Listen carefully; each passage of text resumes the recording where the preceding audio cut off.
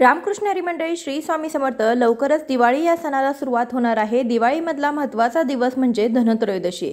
काही जण वसुबारस या दिवशी पहिला दिवा मानतात, तर काही जण धनत्रयोदशीला पहिली आंघोळ करतात. दिवाळी या धनत्रयोदशीच्या दिवशी आपण योग्यरित्या पूजा कशी करावी, या दिवशी केलेली खरेदी म्हणजे या दिवशी खरेदी केल्यानंतर आपल्या ज्या मालमत्ता आहे तर त्यामध्ये 13 पटीने वाढ होत असते असं सांगितलं जातं. तर धनत्रयोदशीची पूजा करत असताना आपल्याला काही नियमांचं पालन करायला हवं. याशिवाय काही महत्त्वाच्या गोष्टी या पूजेमध्ये असायला हव्यात. तर त्या गोष्टी कोणत्या आहेत? दिवाळीची पूजा तर ते फक्त डेकोरेशन नव्हे की फक्त सजावट नव्हे, तर योग्य शास्त्रानुसार पूजा कशी करायची, कोणत्या मुख्य वस्तू पूजेमध्ये असायला हव्यात आणि कोणत्या नको. तर जास्तीत जास्त डेकोरेशन किंवा सजावट न करता अगदी योग्यरित्या शास्त्रीयरित्या पूजा कशी करावी, या दिवसामध्ये कोणत्या वस्तू जास्त महत्त्वाच्या आहेत, कोणत्या वस्तू पूजेमध्ये असायलाच पाहिजेत, जेणेकरून पूजेचं संपूर्ण फळ आपल्याला मिळणार आहे. अशी योग्य माहिती तुम्हाला आज या व्हिडिओमध्ये मिळणार आहे. त्यासाठी व्हिडिओ शेवटपर्यंत बघा. चॅनलवर नवीन असाल तर नक्की चॅनलला सबस्क्राईब करा. येत्या दिवाळीला धनत्रयोदशीच्या दिवशी तुम्ही अशा रीतीने पूजा करा. धनत्रयोदशीची पूजा करण्यासाठी आपण ज्या ठिकाणी पूजा करणार आहोत ती जागा स्वच्छ करून घ्यायची आहे. अर्थात आपण दिवाळीच्या सणाच्या अगोदरच आपलं घर अगदी लखलगी स्वच्छ करत असतो आणि सर्वात आधी आपल्याला रांगोळीने स्वस्तिक काढायचं आहे आणि त्यावरती आपल्याला हळदी कुंकू, अक्षदा आणि एक फूल व्हायचं आहे. अशा रीतीने भूमिपूजन करायचं, नमस्कार करून घ्यायचा. भूमिपूजन करून आपण आपल्या पूजेला सुरुवात करणार आहोत. त्यावर तुम्ही पाट किंवा चौरंग मांडू शकता. त्यानंतर आपण त्यावरती एक तामण घ्यायचं आहे आणि सर्वात आधी आपण संकल्प करून घेणार आहोत, कारण की कोणत्याही पूजेचं पूर्ण फळ हे संकल्प केल्याशिवाय मिळत असतं. संकल्पाशिवाय कोणतीही पूजा अपूर्ण असते. त्यासाठी सर्वात आधी संकल्प करून घ्यायचा आहे. ओम केशवाय नमः, ओम नारायणाय नमः, ओम गोविंदाय नमः असं म्हणून 3 वेळा आपण पाणी ग्रहण करायचं आहे. ओम माधवाय नमः असं म्हणून आपण हे पाणी तामणामध्ये सोडून द्यायचं आहे. डाव्या हाताने उजव्या हातामध्ये पाणी घ्यायचं. आपण हातामध्ये थोडंसं पाणी त्यानंतर घ्यायचं आहे आणि त्या पाण्यामध्ये हळदी, कुंकू, अक्षदा आपण व्हायच्या आहेत. आपलं संपूर्ण नाव, आपलं गोत्र सांगायचं आहे. त्यानंतर आपण ही पूजा कशासाठी करतोय ते सांगून आपण हे पाणी 3 वेळा आपण हातावर सोडून द्यायचं आहे. आपण तामणामध्ये हे पाणी सोडायचं.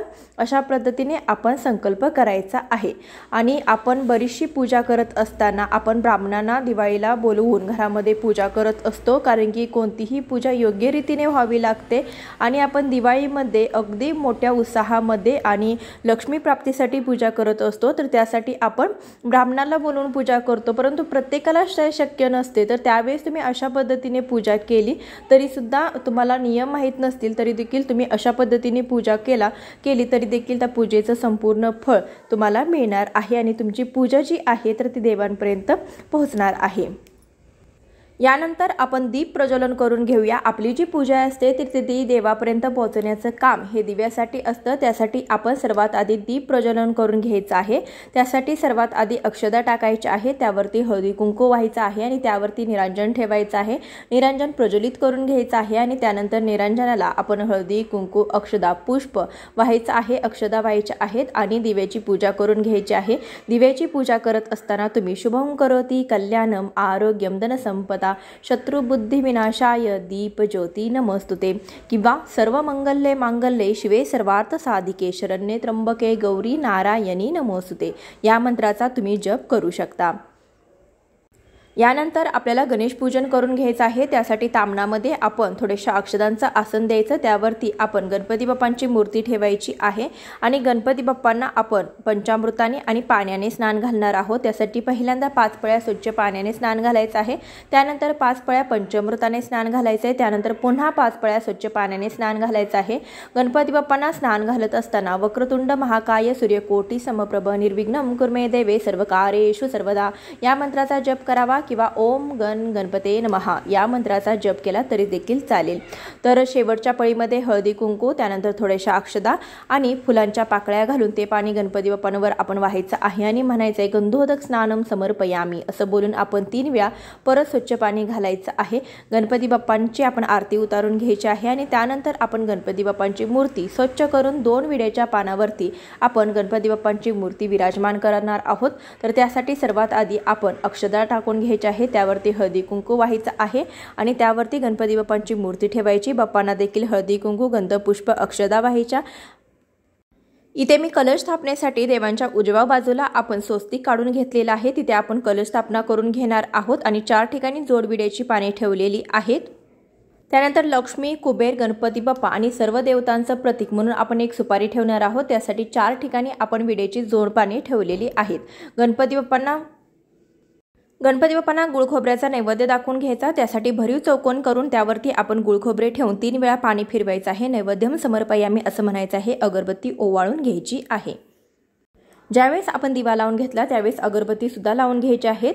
यानंतर आपण कलश स्थापना करणार आहोत. त्यासाठी तांदळाने आपल्याला अष्टदल कमल किंवा तुम्ही स्वस्तिक देखील काढू शकता. त्यासाठी आपण जो पाण्याचा कलश घेतलेला आहे तर त्या कलशावरती आपल्याला स्वस्तिक काढायचं आहे. स्वस्तिकला 4 बिंदू आणि शेजारी 2 दांड्या देखील द्यायच्या आहेत. त्यानंतर कलशावरती आपण 5 ठिकाणी हळदी कुंकवाची बोटे देखील उठवणार आहोत. त्यानंतर आपण कलशामध्ये हळदी कुंकू, अक्षदा, 1 फूल, 1 सुपारी, 1 नाणं, 1 रुपयाचं नाणं आणि त्यानंतर गळ्यापर्यंत येईल इतपत पाणी भरायचं. कलशामध्ये कलशाच्या गळ्याला लाल धागा गुंडाळून घ्यायचा. त्यावरती 5 आंब्याची किंवा 5 विड्याची पाने ठेवायची. 5 आंब्याची पाने आपण ठेवू शकता किंवा ढाळा देखील ठेवू शकता. त्यानंतर त्यावरती श्रीफळ ठेवायचं. कलशाला देखील हळदी कुंकू व्हायचं आहे. त्यानंतर कलशावरती आपल्याला 1 फूल देखील अर्पण करायचं आहे. अशी आपण कलश पूजा करणार आहोत. त्यानंतर अगरबत्तीने ओवाळून घ्यायचं आहे. तर कलशाची पूजा झाल्यानंतर आपण माता लक्ष्मीची पूजा करून घेणार आहोत. माता लक्ष्मीला अभिषेक घालून घेणार आहोत. त्यासाठी आपल्याला तांदळाचे 2-3 दाणे ठेवायचे आहेत आणि त्यावरती माता लक्ष्मीची मूर्ती विराजमान करायची. मूर्तीवरती पहिल्यांदा स्वच्छ पाण्याने स्नान घालायचं आहे. त्यानंतर आपण पंचामृताने स्नान घालणार आहोत. तर पंचामृताने स्नान घालताना पहिल्यांदा स्वच्छ पाण्याने स्नान घालायचं असतं आणि त्यानंतरच आपण पंचामृताने स्नान घालायचं आहे. तुम्ही हळदी कुंकवाने देखील स्नान घालू शकता.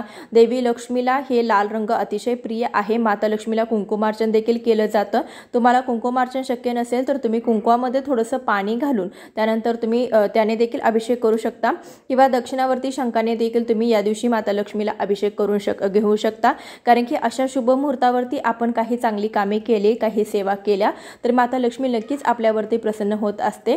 त्यासाठी तुम्ही दक्षिणावर्ती शंख तुमच्याजवळ असेल तर त्याने देखील तुम्ही स्नान घालू शकता. माता लक्ष्मीला स्नान घालत असताना माता लक्ष्मीच्या गायत्री मंत्राचा देखील तुम्ही जप करू शकता. ओम महालक्ष्मीचे विद्महे विष्णुपत्नीचे धीमे तन्नो लक्ष्मी प्रचोदयात. या मंत्राचा तुम्हाला होईल तेवढा जास्तीत जास्त वेळा तुम्ही जप करू शकता किंवा कमलात्मक मंत्राचा तुम्ही जप करू शकता. ओम श्रीम ह्रीम श्रीम कमले कमलालये प्रसिद्ध श्रीम ह्रीम श्रीम ओम महालक्ष्मी नमः. या मंत्राचा देखील अतिशय प्रभाव आहे. हा मंत्र देखील तुम्ही म्हणू शकता किंवा तुम्ही नवार्णव मंत्र देखील म्हणू शकता. एम ह्रीम क्लीम चामुंडाय विच्चे या नवार्णव मंत्राचा जप करू शकता. काहीच तुम्हाला जर जमलं नाही तर तुम्ही ओम महालक्ष्मी नमः असं तुम्ही मनोमन जप करू शकता. याशिवाय आपण कोणत्या सेवा करू शकतो तर याशिवाय तुम्ही महालक्ष्मी अष्टकम देखील म्हणू शकता. नमस्ते तू महामाई श्रीपीठे सुरपूजिते शंखचक्र गदा हस्ते महालक्ष्मी नमस्तुते. हे जे महालक्ष्मी अष्टकम आहे तर ते तुम्ही पूर्ण म्हणू शकता किंवा तुम्ही श्रीसूक्तम देखील म्हणू शकता. तर अशा काही ज्या सेवा आहेत तर त्या आपल्याला महालक्ष्मीला अभिषेक घालत असताना करायच्या आहेत. म्हणजे फक्त आपण अभिषेक घालायचा नाही, त्यासोबतच आपण मंत्र उच्चार करायचे आहेत. कारण की अशी जी आपण जेव्हा पूजा करतो तर त्या पूजेचं चौपट फळ आपल्याला मिळत असतं. धनत्रयोदशीची पूजा ही संध्याकाळी दिवे लागणेला प्रदोष काळामध्ये केली जाते. तर धनत्रयोदशीची पूजा आपल्याला 29 ऑक्टोबर 2024 रोजी करायची आहे, मंगळवारी. तर पूजेचा शुभ मुहूर्त आहे तर तो सायंकाळी 6:31 पासून ते 8:13 असेल. या शुभ मुहूर्तावरती तुम्ही घरातली जी धनत्रयोदशीची पूजा आहे तर ती करू शकता. अगोदर सगळं साहित्य तुम्ही गोळा करून ठेवायचं आहे म्हणजे ऐन मुहूर्तावरती तुम्ही पूजा योग्य रीतीने करू शकता. मुहूर्त देखील आपला ढळणार नाही, त्यासाठी अगोदरच पूर्वतयारी करून घ्या. पूजा करण्या अगोदर तुळशीची पूजा देखील करा आणि तुळशीसमोर 1 दिवा प्रज्वलित करा आणि नंतरच पूजेला सुरुवात करा. धनत्रयोदशीचा हा सण अकाली मृत्यूची भीतीपासून मुक्ती होण्यासाठी मृत्यूची देवता यमराजाला देखील प्रार्थना करण्याचा असतो. याशिवाय धनाची देवी लक्ष्मी आणि धनाची देवता कुबेर यांची देखील पूजा करायची परंपरा असते. त्यासोबतच श्री गणेश पूजन म्हणजे सिद्धिबुद्धीचा स्वामी जो आहे तर त्यांची पूजा आपल्याला करायची आहे. कुबेर हा धनाचा स्वामी आहे, त्यामुळे महालक्ष्मी सोबत आपल्याला अधिपती कुबेर आणि त्यानंतर आपल्याला माता लक्ष्मी, श्री गणेश आणि आपले जे भगवान धन्वंतरी आहेत ज्यांच्यामुळे वैध समजावा असा हा धन्वंतरी जयंती म्हणून देखील हा दिवस साजरा केला जातो। त्यामुळे आपल्याला धन्वंतरी देवाची देखील पूजा या दिवशी करायची असते। तर असा धन्वंतरी देवाचा फोटो तुमच्याकडे असेल तर तो फोटो तुम्ही घेऊ शकता, किंवा तुमच्याकडे मूर्ती असेल तर ती मूर्ती देखील तुम्ही घेऊ शकता। तुमच्याकडे जर असा फोटो नसेल तर तुम्ही या दिवशी भगवान विष्णूंचा कोणत्याही रूपाची तुम्ही पूजा करू शकता। भगवान विष्णूंचा जर सत्यनारायणाचा फोटो असेल किंवा इतर फोटो असेल तर तो देखील तुम्ही घेऊ शकता, किंवा बाळकृष्णाची मूर्ती देखील तुम्ही या पूजेमध्ये मांडू शकता। तर महालक्ष्मीची आपण पूजा करून घेतलेली आहे। महालक्ष्मीच्या पूजेसाठी आपण 2 विड्याच्या पानावरती अक्षता ठेवून महालक्ष्मीची मूर्ती तिथे विराजमान केलेली आहे। हळदी कुंकू अक्षता पुष्प वाहिलेलं आहे। आयुर्वेदाचे स्वामी धन्वंतरी देवतेची पूजा करत असताना फोटोवरती आपल्याला हलक्या हाताने पाणी शिंपडून घ्यायचं आहे। 3 वेळा तुम्ही पाणी शिंपडून घ्यायचं आहे। त्यानंतर थोडंसं पंचामृतामध्ये 1 फूल बुडवायचं आणि 3 वेळा ते शिंपडायचं आणि त्यानंतर पुन्हा आपल्याला पाणी देखील शिंपडून घ्यायचं आहे आणि त्यानंतर कोरड्या कपड्याने आपला जो फोटो आहे तर तो स्वच्छ करून घ्यायचा आहे। त्यानंतर अक्षता ठेवायच्या, अक्षतावरच्या आसनावरती हळदी कुंकू वाहून त्यावरती फोटो ठेवून फोटोला हळदी कुंकू अक्षता 1 पुष्प व्हायचं आहे। अशा पद्धतीने आपण धन्वंतरी देवाची पूजा करायची आहे। धन्वंतरी देवतेची पूजा करत असताना ओम वासुदेवाय विद्महे सुधाहस्ताय धीमहि तन्नो धन्वंतरिः प्रचोदयात या मंत्राचा तुम्ही जप करू शकता, किंवा फक्त ओम धन्वंतरे नमः हा मंत्र म्हटला तरी देखील चालेल, किंवा तुम्ही ओम नमो भगवते वासुदेवाय धन्वंतरय अमृत कलश हस्ताय सर्वामय विनाशनाय त्रैलोक्यनाथाय श्री महाविष्णवे स्वाहा या मंत्राचा जप केला तरी सुद्धा चालेल। यानंतर आपल्याला धनाची देवता श्री कुबेर यांची पूजा करायची आहे। तर त्यासाठी तुम्ही कुबेर यांची मूर्ती तुमच्याजवळ असेल तर ती मूर्ती तुम्ही घेऊ शकता, किंवा प्रतिकात्मक म्हणून तुम्ही एखादी सुपारीची स्थापना देखील करू शकता। इथे मी थोड्याशा अक्षतांचं आसन ठेवलं, त्यावरती आपण सुपारी ठेवलेली आहे आणि सुपारीवरती आपण 5 पळ्या स्वच्छ पाण्याने, त्यानंतर 5 पळ्या पंचामृताने आणि त्याचनंतर 5 पळ्या पुन्हा स्वच्छ पाण्याने स्नान घालून घेणार आहोत। स्नान घालत असताना आपण कुबेरांच्या मंत्राचा जप करायचा आहे, तो असा की ओम ह्रीम श्रीम क्लीम श्रीम क्लीम वित्तेश्वराय नमः या मंत्राचा जप तुम्ही करू शकता, किंवा ओम श्री कुबेराय नमः असं देखील तुम्ही म्हटलं तरी सुद्धा चालेल। अशी आपण धनाची देवता भगवान श्री कुबेर यांची पूजा करून घेणार आहोत। यानंतर विड्याच्या 2 पानावरती आपण भगवान कुबेरांची मूर्ती स्थापित करायची आहे। धनत्रयोदशीच्या दिवशी तुम्ही जे काही खरेदी करणार आहात तर ती खरेदी केलेल्या वस्तू देखील तुम्हाला पूजेमध्ये मांडायच्या आहेत, त्यांची देखील तुम्हाला पूजा करून घ्यायची आहे।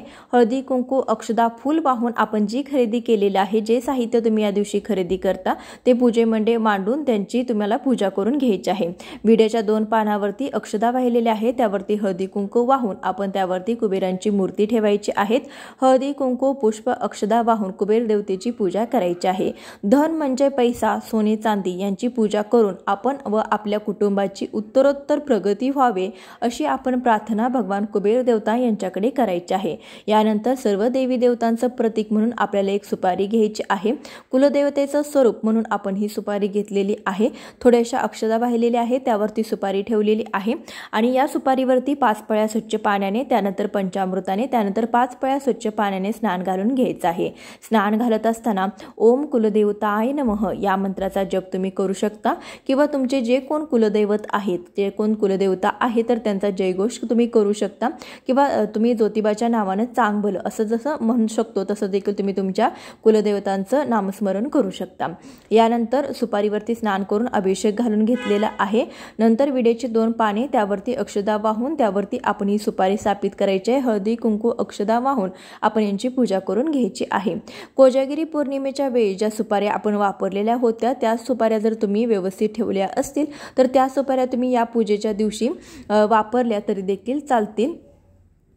यानंतर इथे मी 5 सुगडी घेतलेल्या आहेत, तर 5 सुगडी किंवा तुम्ही 5 वाटे घेऊ शकता, किंवा 5 किंवा 7 वाट्या किंवा सुगडी तुम्ही घ्यायची आहे। त्यामध्ये तुम्हाला धान्य तुमच्या घरामध्ये जे उपलब्ध आहे तर ते या सुगडीमध्ये भरून घ्यायचे आहे आणि त्या धान्याची देखील या दिवशी पूजा करायची आहे, कारण की धनत्रयोदशीच्या दिवशी धान्याची पूजा केली जाते। आपलं घरातील जे काही धान्य आहे तर त्याची या दिवशी पूजा केली जाते, म्हणजे सोन्या चांदीची देखील या दिवशी पूजा केली जाते आणि घरामध्ये पैशाच्या स्वरूपात दागिने असतील किंवा धान्याच्या स्वरूपामध्ये जे काही धनधान्य असेल तर त्यांची देखील आपल्याला या दिवशी पूजा करायची असते।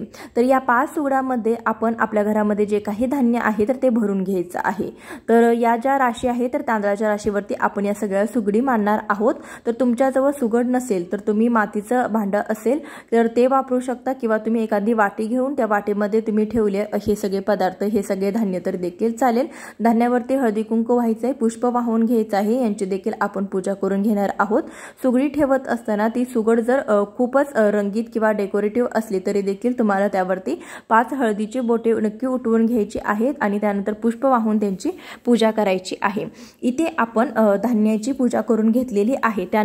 लक्ष्मी पूजनाच्या दिवशी आपण आपल्या घरातील दागिन्यांची, सोन्याच्या ज्या काही वस्तू असतील त्यांची, पैशाची पूजा करतो, पण त्यासोबतच धनत्रयोदशीच्या दिवशी देखील आपल्या घरातील धनाची पूजा केली जाते। यासाठी तुम्ही सोन्याच्या किंवा चांदीच्या जे काही वस्तू तुम्ही खरेदी केली असेल किंवा तुमच्या घरातील जे काही दागिने असतील तर त्यांची देखील तुम्ही पूजा करू शकता। तांदळाच्या राशीवरती आपण आपले हे धन ठेवायचं आहे आणि त्यानंतर हळदी कुंकू अक्षदा व्हायच्या आहेत आणि यांची पूजा आपण करून घेणार आहोत।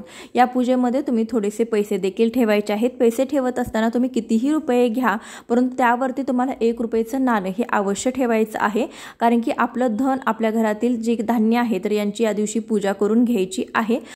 यानंतर आपली जी धन्वंतरी देवता आहे तर त्यांना आयुर्वेदामध्ये अनन्यसाधारण असं महत्त्व आहे।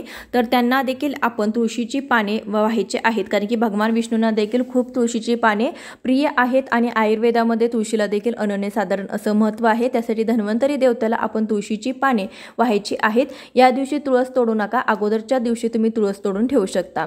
त्यानंतर जो महत्त्वाचा नैवेद्य या दिवशी दाखवला जातो तर तो म्हणजे धन्याचा आणि गुळाचा नैवेद्य या दिवशी दाखवला जातो, कारण की धने हे आयुर्वेदाच्या दृष्टीने खूप महत्त्वपूर्ण मानले जातात आणि याशिवाय या धनत्रयोदशीच्या दिवशी धन्याला धन असं देखील म्हटलं जातं आणि लक्ष्मीच्या स्वरूपात देखील मानलं जातं। तर त्यासाठी धनत्रयोदशीच्या दिवशी तुम्हाला काहीच खरेदी करणं शक्य नसेल तर तुम्ही 5 रुपयाचे धने देखील नक्की खरेदी करून आणू शकता आणि ते आपल्या पूजेमध्ये तुम्ही मांडू शकता। तुमच्या घरामध्ये धने पहिले असले तरी देखील तुम्हाला या दिवशी धने हे आवर्जून खरेदी करून आणायचे आहेत आणि ते प्रसाद स्वरूपामध्ये मांडायचे आहेत। नैवेद्य त्याचा तुम्हाला दाखवायचा आहे, पाण्याने भरीव चौकोर करायचा आहे आणि त्यावरती तुम्हाला धने आणि गुळाचा नैवेद्य दाखवायचा आहे। धन्वंतरी देवाला आपल्याला एक महत्त्वाच्या गोष्टी या दिवशी अर्पण करायच्या आहेत, तर त्या गोष्टी आयुर्वेदामध्ये खूप महत्त्वपूर्ण आहेत। तर त्या म्हणजे कडुलिंबाची 2 पाने, त्यानंतर तुळशीपत्र, दालचिनी, हळकुंड, आल्याचा तुकडा, इलायची, त्यानंतर लवंग, काळी मिरी असं जे काही साहित्य आहे ज्यांना आयुर्वेदामध्ये खूप महत्त्व आहे, तर असं हे सगळं जे साहित्य आपल्या किचनमध्ये अगदी सहज आपल्याला उपलब्ध होत असतं। तर हे साहित्य आपल्याला या दिवशी घ्यायचं आहे आणि हे सर्व साहित्य आपल्याला या दिवशी धन्वंतरी देवतेला आपल्याला अर्पण करायचं आहे। ही एक गोष्ट करायला तुम्ही अजिबात विसरू नका, कारण की या दिवसाला आयुर्वेदामध्ये खूप महत्त्व आहे। आपल्या घरातील सर्वांना उत्तम आरोग्य आणि निरोगी आरोग्य, उत्तम आयुष्य लाभावं यासाठी आपल्याला हे काही जी आयुर्वेदामधल्या ज्या वस्तू आहेत त्यांना खूप प्रचंड महत्त्व आहे। त्यासाठी या वस्तू आपल्या पूजेमध्ये नक्कीच अर्पण करायच्या आहेत। यामध्ये तुम्हाला यामधल्या काही वस्तू नाही सापडल्या तरी चालतील, जी काही वस्तू तुमच्याजवळ असेल त्या, आणि कडुलिंबाची 2 पाने आणि तुळशीपत्र तर तुम्ही नक्कीच ठेवू शकता। यानंतर गोडाचा नैवेद्य दाखवायचा आहे, तर त्यामध्ये तुम्ही जो काही फराळ केलेला असेल तर तो तुम्ही नैवेद्य म्हणून दाखवू शकता, किंवा तुम्ही फळांचा नैवेद्य देखील दाखवू शकता, मिठाईचा नैवेद्य दाखवू शकता। फक्त आपल्याला धने आणि गुळाचा नैवेद्य आज दाखवावा लागतो, या व्यतिरिक्त तुम्ही कोणताही नैवेद्य दाखवला तरी सुद्धा चालतं। जेव्हा असुरासोबत देवाने समुद्र मंथन केलं होतं तेव्हा माता लक्ष्मी प्रकट झाली होती आणि त्यासोबतच धन्वंतरी अमृत कलश घेऊन म्हणजे अमृत कुंभ घेऊन यामधून बाहेर आले होते। अमृताचा कलश हातामध्ये घेऊन धन्वंतरी देवता समुद्र मंथनातून बाहेर आले, म्हणून या दिवशी धन्वंतरी देवतांची पूजा देखील केली जाते। आयुर्वेदाच्या दृष्टीने हा दिवस खूप महत्त्वाचा असतो। या दिवशी प्रसाद म्हणून कडुलिंबाच्या पानांचं बारीक केलेले तुकडे आणि साखर लोकांना देण्यात येते। यात देखील मोठा अर्थ आहे। कडुलिंबाची पान उत्पत्ती देखील अमृतापासून झालेली आहे। धन्वंतरी हा अमृत देणारा याचं प्रतीक म्हणून या दिवशी कडुलिंबाची जी काही तुकडे आहेत कडुलिंबाच्या पानाचे ते आणि साखर धन्वंतरी देवाचा प्रसाद म्हणून वाटला जातो। ज्या धनामुळे आपल्या जीवनाचं पोषण हे सुरळीत चालू आहे त्या धनाची देखील या दिवशी पूजा केली जाते। म्हणून धनाच्या दिवशी लक्ष्मी मातेची, सिद्धिबुद्धीची देवता श्री गणेश आणि धनाची देवता भगवान कुबेर यांची पूजा केली जाते। घरामध्ये काही धन, पैसा स्वरूपामध्ये जे काही दागिने आहेत तर त्यांची देखील पूजा या दिवशी केली जाते। या दिवशी सोन्या चांदीची मोठ्या प्रमाणामध्ये खरेदी केली जातात। या व्यतिरिक्त इतर वस्तूंची देखील खरेदी तुम्ही करू शकता। या दिवशी आपण जी काही खरेदी करू तर त्यामुळे आपल्याला आपल्या संपत्तीमध्ये 13 पटीने त्या खरेदीची वाढ होत असते। तर काही शुभ वस्तूंची खरेदी या दिवशी केली जाते। अश्विन महिन्याच्या 13व्या दिवशी हा सण येतो म्हणून याला धनतेरस किंवा धनत्रयोदशी असं म्हटलं जातं। आपण जी काही खरेदी करतो त्यामुळे आपली संपत्तीमध्ये 13 पटीने वाढ होत असते असं देखील सांगितलं जातं। या दिवशी 13 दिवे लावण्याचा देखील प्रघात आहे। तुम्ही या दिवशी 13 दिवे देखील प्रज्वलित करून घ्यायचे आहेत, घरामध्ये लावायचे आहेत। याशिवाय या दिवशी मृत्यूची देवता यम यांची देखील पूजा केली जाते। तर यासाठी यमदीपदान केलं जातं। ते कसं करायचं याचा व्हिडिओ मी लवकरच तुमच्यासोबत शेअर करणार आहे। त्या व्हिडिओमध्ये सविस्तर माहिती सांगितली जाईल। यामध्ये सांगितलं तर व्हिडिओ खूप मोठा होतो। आजच्या व्हिडिओमध्ये धनत्रयोदशीची योग्यरित्या पूजा कशी करावी याबद्दलची सविस्तर माहिती सांगितलेली आहे। व्हिडिओ आवडला असेल तर नक्कीच जास्तीत जास्त लोकांपर्यंत शेअर करा। चॅनलवर नवीन असाल तर सबस्क्राइब करा। येत्या धनत्रयोदशीला अशीच तुम्ही पूजा करा। जय माता लक्ष्मी। दिवाळीच्या खूप खूप शुभेच्छा।